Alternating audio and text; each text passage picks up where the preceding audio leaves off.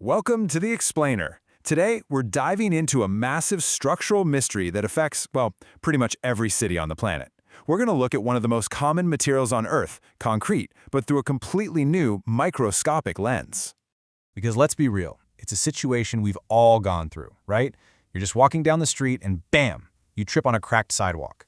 Or maybe you're driving and you have to aggressively swerve to dodge a massive pothole. It leaves you staring at this crumbling modern concrete, just wondering, why is a material that's supposed to be so incredibly strong failing so fast? Why are there cracks literally everywhere?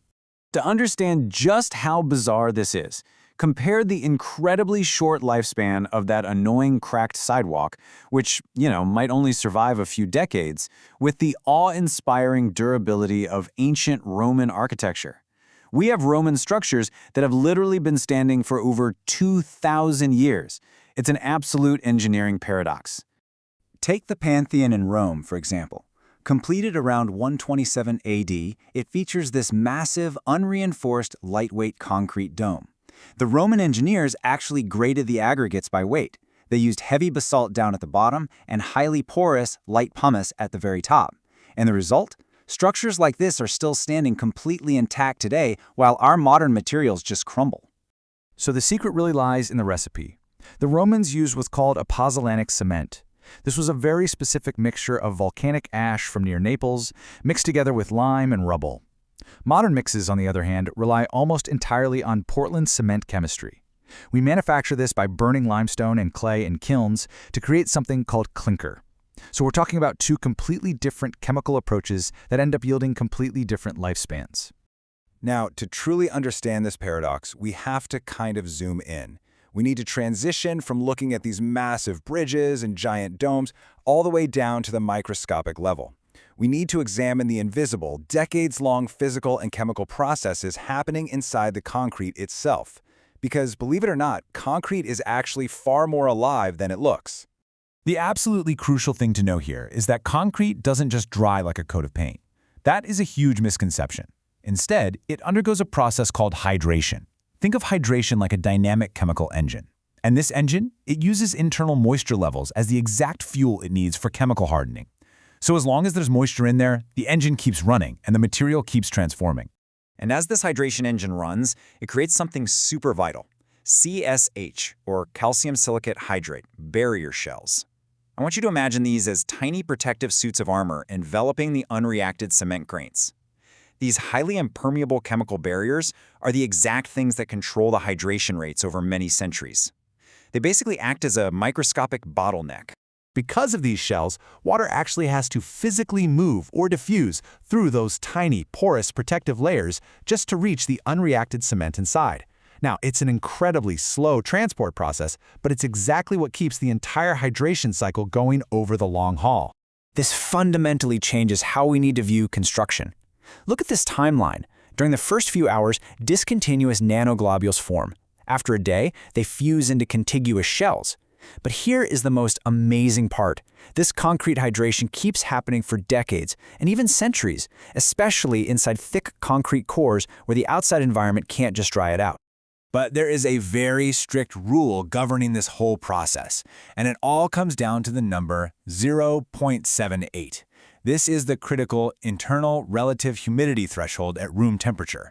As long as the internal humidity stays above 0.78, the water can overcome the activation energy barrier. In simple terms, this internal humidity is what drives the chemical reactions that cause cement to age.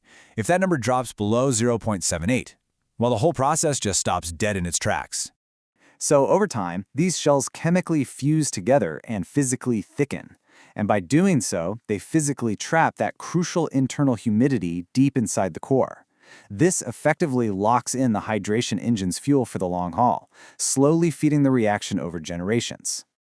All right, so now we have to apply all this microscopic science back to the real world to solve our initial paradox. If hydration continues for centuries, making the core denser and stronger, why do common modern structural failures happen all the time? Seriously, why do our modern bridges fail so quickly?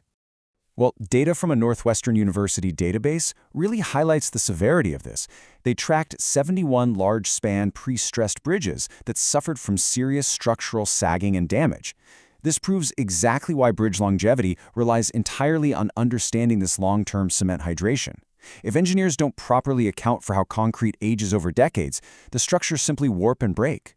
And here is exactly how that failure happens step by step.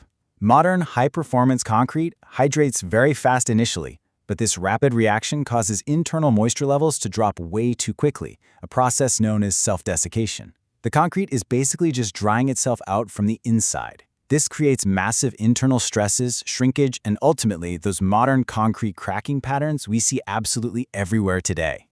We can directly contrast those modern structural failures with the secret durability of ancient Roman mortar.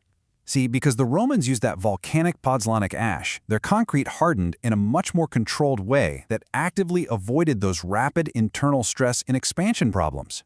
They simply didn't suffer from the aggressive self-desiccation that is literally tearing our modern infrastructure apart from the inside out.